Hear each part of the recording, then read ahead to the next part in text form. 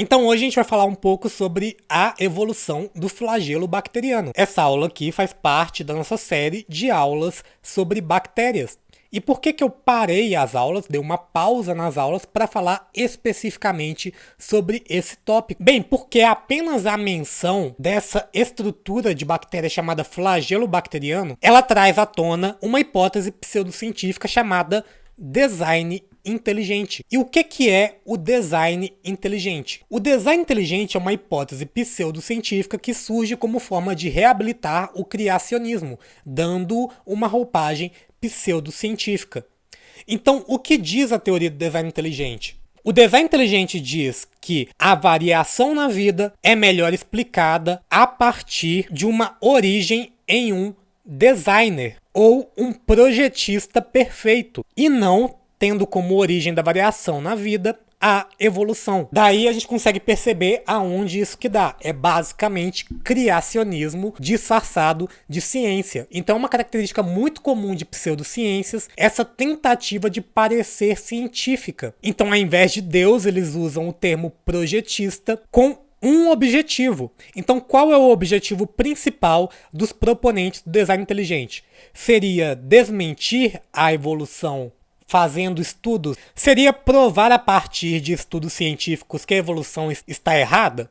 Não. O objetivo do design inteligente é desacreditar a teoria da evolução e introduzir o criacionismo nas escolas. Então, o design inteligente ele surge como uma reação ao estudo de evolução nas aulas de biologia nas escolas. Ele surge nos Estados Unidos e é importado agora para o Brasil, já que coisa boa ninguém aprende. Então, nos Estados Unidos, o design inteligente reage à primeira emenda da Constituição norte-americana que separa o Estado da Igreja, não permitindo que o criacionismo seja ensinado nas escolas. Então, outra característica também do design inteligente é um apelo populista.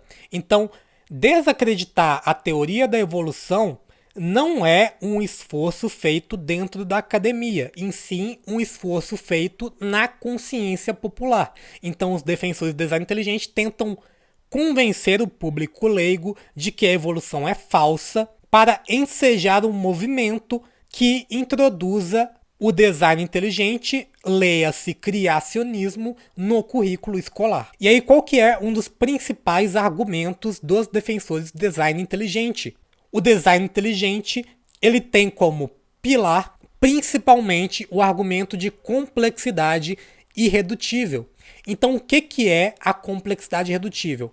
É um argumento de apelo à ignorância, que considera algumas estruturas biológicas muito complexas para terem surgido a partir do processo evolutivo. Ele surge como forma de reabilitar argumentos anti-evolucionistas antigos e por falta de conhecimento acerca de como funciona a evolução. O que diz a complexidade irredutível? Ela diz que existem estruturas na biologia que são irredutivelmente complexas, que funcionam como se fossem um relógio ou uma ratoeira. Então, se a gente comparar um relógio com uma estrutura biológica, o relógio ele é um mecanismo bastante complexo que, se a gente tirar uma engrenagem ou um parafuso sequer, o relógio para de funcionar. Da mesma forma é a ratoeira. Se a gente tira uma parte da ratoeira, o mecanismo dela, que a permite ter função, é também desvirtuado. Dessa forma, a complexidade irredutível também considera esse princípio para estruturas biológicas.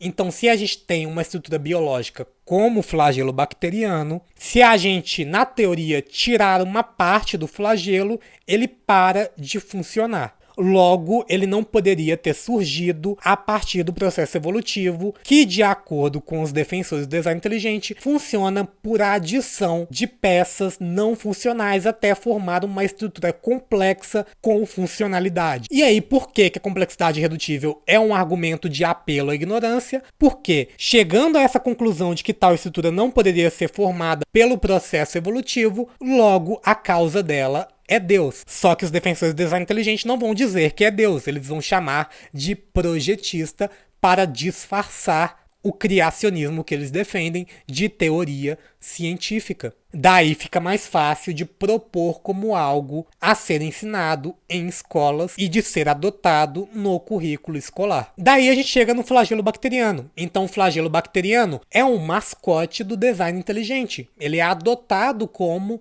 um símbolo para os defensores dessa pseudociência. Então o flagelo bacteriano é uma estrutura de bactérias que promove a ataxia, ou seja, a capacidade das bactérias de realizar movimento em relação a um estímulo ou contrário a ele. E o flagelo bacteriano, ele é composto basicamente por 4 estruturas. São elas motor, haste, gancho e filamento. E aí, até olhando aqui no desenho, parece uma estrutura bastante complexa.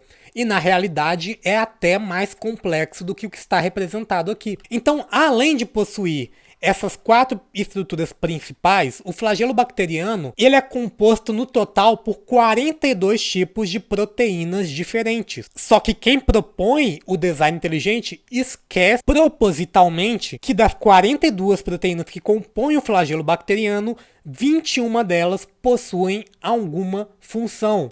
Então as outras 21 proteínas, elas não são essenciais, o que não corresponde a algo que deveria ser projetado por um designer perfeito. Colocar 21 proteínas sem função dentro de uma estrutura funcional que não as utiliza. Então isso daqui é extremamente dispendioso. Produzir proteína consome energia e diminui a probabilidade da bactéria sobreviver. E ainda assim, no flagelo bacteriano, há 21 proteínas sem função nenhuma. Daí, quais são essas proteínas? Então, dessas 21 proteínas, 19 são versões modificadas de outras proteínas que executam outras funções em bactérias. Por exemplo, há 10 proteínas no motor do flagelo bacteriano que são homólogas a 10 outras similares em um complexo secretor de outras bactérias. 2 outras proteínas do motor são homólogas a proteínas transportadoras de íon. As proteínas da haste, gancho e filamento são descendentes de uma proteína ancestral que formava um tubo parecido com o pilus. Então vocês percebem que o flagelo bacteriano, caso tivesse sido projetado, é um projeto, na verdade, bastante preguiçoso. E isso ocorre porque ele não é projetado.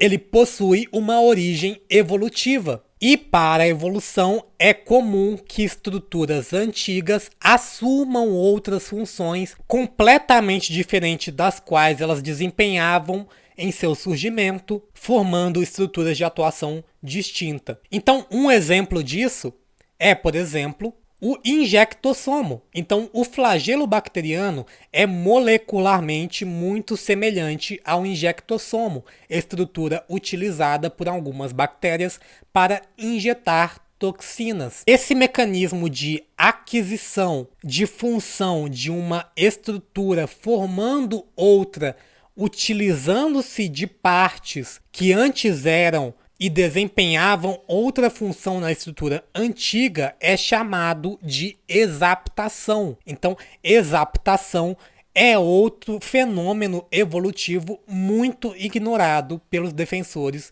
do design inteligente. E o injectossomo demonstra como um flagelo bacteriano, quando perde algumas de suas partes, pode formar no processo evolutivo uma estrutura com uma função diferente da que ele possuía anteriormente. Logo, o flagelo bacteriano não é uma estrutura irredutivelmente complexa.